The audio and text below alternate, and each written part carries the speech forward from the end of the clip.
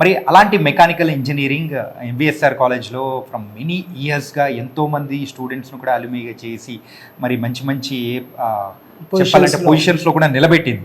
మరి ఇక్కడ ప్రజెంట్ ఇప్పుడున్న ట్రెండ్కి తగ్గట్టు ఆటోమేషన్ కానీ ఆటో క్యాడ్ రోబోటిక్స్కి సంబంధించి ఎలా మీరు కోర్సెస్ అనేది కూడా మీరు ప్రొవైడ్ చేస్తున్నారు స్టూడెంట్స్కి? మేమేంటంటే ఇండస్ట్రీలో ఉన్నటువంటి డిమాండ్స్ని దృష్టిలో ఉంచుకొని రెగ్యులేషన్స్ అని అంటాం అనమాట. అంటే సిలబస్లో చేంజెస్ చేస్తూ వస్తున్నాము. ఇప్పుడు R21 అంటే 2021లో ఒకసారి చేసాము, తర్వాత 25లో చేసాము, తర్వాత ఇమ్మీడియట్గా 26లో కూడా మేము మళ్ళీ రివిజన్ చేయబోతున్నాము.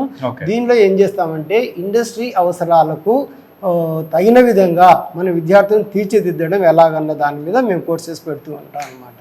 ఇప్పుడు ఈరోజు డిమాండ్ చూస్తే మనకు ఆటో క్యాడ్ డిజైన్ మీద ఎక్కువ ఉంది. దానికోసం మేము ఏం చేస్తున్నామంటే AutoCAD, SolidWorks, software analysis కూడా మేము చేయిస్తాము. వాటికి క్యాటియా, ఆన్సిస్ వాడుతున్నాము. అలాగే ఈరోజు ప్రతి ఒక్క ఫీల్డ్లో కూడా డ్రోన్స్ యొక్క ఆవశ్యకత ఎంతో ఉందన్నమాట. మీరు చూస్తుంటారు ఇప్పుడు ఏ వార్ తీసుకున్నా, ఏ 2 కంట్రీస్ మధ్య వార్ తీసుకున్నా కానీ డ్రోన్స్ను ఉపయోగిస్తున్నారు.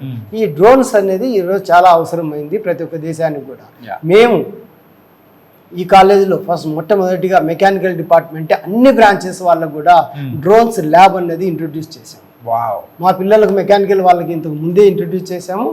తర్వాత ఆల్రెడీ ఇప్పటికి డ్రోన్స్ ల్యాబ్ మా డిపార్ట్మెంట్లో ఉంది. మా స్టూడెంట్స్ వాటిని ఉపయోగించుకున్నారు.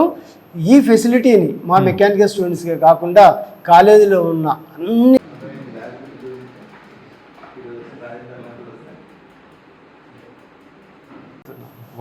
ఇది బాగుంది సార్. ఏంటంటే డ్రోన్ టెక్నాలజీ ఇప్పుడు ఎంత బూమ్ అవుతుందో మనందరికీ తెలుసు. దానికి సంబంధించి కూడా ఒక స్పెషల్ ల్యాబ్ అనేది కూడా ఇక్కడ ప్లేస్ చేశారంటే